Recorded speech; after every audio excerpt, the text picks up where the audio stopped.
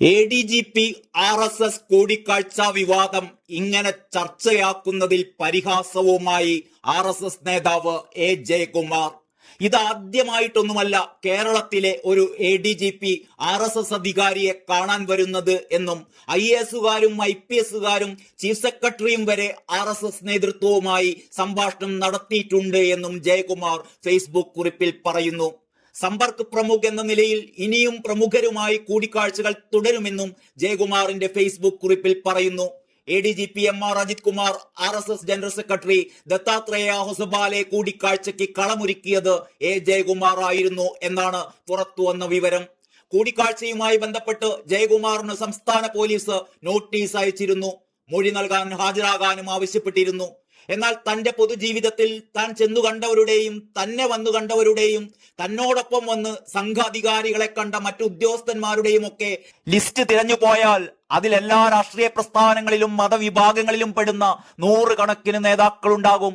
അതിനൊക്കെ നോട്ടീസ് അയക്കാൻ തുടങ്ങിയാൽ ഇതിനായൊരു പുതിയ ഡിപ്പാർട്ട്മെന്റ് തന്നെ സർക്കാർ ആരംഭിക്കേണ്ടി വരുമെന്നാണ് ജയകുമാർ പരിഹസിക്കുന്നത്.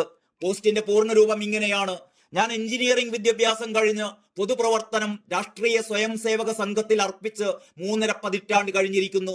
നാഗ്പൂരും ഡൽഹിയിലുമായിരുന്നു ഏറിയ പങ്കും ചിലവഴിച്ചിരുന്നത്. വിദ്യാഭ്യാസവും ശാസ്ത്രവും സാങ്കേതിക വിദ്യയുമായിരുന്നു എന്റെ പ്രവർത്തന മേഖല. കഴിഞ്ഞയാഴ്ചയിൽ മെട്രോമാൻ എന്നറിയപ്പെടുന്ന ഈ ശ്രീധരൻ സാറിന്റെ വീട്ടിലിരിക്കുമ്പോൾ ഒരു മാധ്യമ പ്രവർത്തകൻ ഫോണിലൂടെ ചോദിച്ചു, DGP ഓഫീസിൽ നിന്നും തെളിവെടുപ്പിനായുള്ള നോട്ടീസ് കിട്ടിയോ എന്ന്. തെല്ലൊരാശ്ചര്യത്തോടും എന്നാൽ നിസ്സംഗതയോടും എനിക്ക് ഇതിനെക്കുറിച്ച് അറിയില്ല എന്നറിയിച്ചു. പിന്നെ ചാനലുകൾ കാണുമ്പോഴാണ് DGP ഓഫീസിൽ നിന്നും RSS നേതാവ് A. ജയകുമാറിന് നോട്ടീസ് അയച്ചു എന്ന കാര്യം അറിയുന്നത്. രാഷ്ട്രീയ സ്വയം സേവക സംഘത്തിലെ മുതിർന്ന അധികാരികളെ പൊതുപ്രവർത്തകരും ഉദ്യോഗസ്ഥരും അനൗപചാരികമായി കാണുന്നതും ആശയങ്ങൾ പങ്കിടുന്നതും സംശയങ്ങൾ ദൂരീകരിക്കുന്നതും 1925 RSS തുടങ്ങിയ കാലം മുതലുള്ള ഒരു സംവിധാനമാണ്.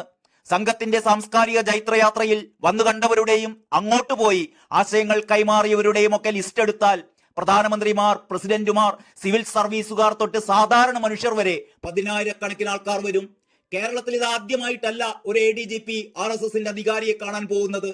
ഇന്ന് സർവീസിൽ തുടരുന്ന എത്രയോ IPS-കാരും IAS-കാരും എന്തിനേറെ ചീഫ് സെക്രട്ടറിമാർ വരെ RSS നേതൃത്വവുമായി സ്വകാര്യ സംഭാഷണങ്ങളിൽ പങ്കെടുത്തിട്ടുള്ളവരാണ്. ഇതിൽ നിരവധി പേർ RSS കാര്യാലയങ്ങൾ സന്ദർശിച്ചിട്ടുള്ളവരാണ്. ഇവരുമായുള്ള സ്വകാര്യ സംഭാഷണങ്ങളിൽ നാടിന്റെ ഉയർച്ചയ്ക്കും നാട്ടുകാരുടെ വളർച്ചയ്ക്കും വേണ്ടി RSSനെ പങ്കു നിർവഹിക്കാനുള്ള ഭാവാത്മക ചർച്ചകളാണ് നടക്കുക. എന്റെ പൊതുജീവിതത്തിൽ ഞാൻ ചെന്ന് കണ്ടവരുടെയും എന്നെ വന്ന് കണ്ടവരുടെയും എന്നോടൊപ്പം വന്ന് സംഘാധികാരികളെ കണ്ട മറ്റു ഉദ്യോഗസ്ഥന്മാരുടെയും ഒക്കെ ലിസ്റ്റ് തിരഞ്ഞു പോയാൽ അതിൽ എല്ലാ രാഷ്ട്രീയ പ്രസ്ഥാനങ്ങളിലും എല്ലാ മതവിഭാഗങ്ങളിലും പെടുന്ന നൂറുകണക്കിന് നേതാക്കളുണ്ടാകും. അതിനൊക്കെ എനിക്ക് നോട്ടീസ് അയക്കാൻ തുടങ്ങിയാൽ ഇതിനായൊരു പുതിയ ഡിപ്പാർട്ട്മെന്റ് തന്നെ സർക്കാരിന് ആരംഭിക്കേണ്ടതായി വരും. RSS എന്നത് 1 ലക്ഷത്തോളം ശാഖകളുള്ള 40ഓളം മറ്റ് സംഘടനകളിലൂടെ 20 കോടിയിലധികം അംഗങ്ങളുള്ള ഒരു മഹാപ്രസ്ഥാനമാണ്. അതുകൊണ്ട് തന്നെ ഭാവനാസമ്പന്നരും ക്രിയാശേഷിയുള്ളവരുമായ നിസ്വാർത്ഥരായ ഉദ്യോഗസ്ഥരും പൊതുപ്രവർത്തകരും എല്ലാ കാലത്തും RSSുമായി സംവദിച്ചിരുന്നു. അത് തുടരുക തന്നെ ചെയ്യും. ഇത്രയുമാണ് A. ജയകുമാറിന്റെ Facebook post.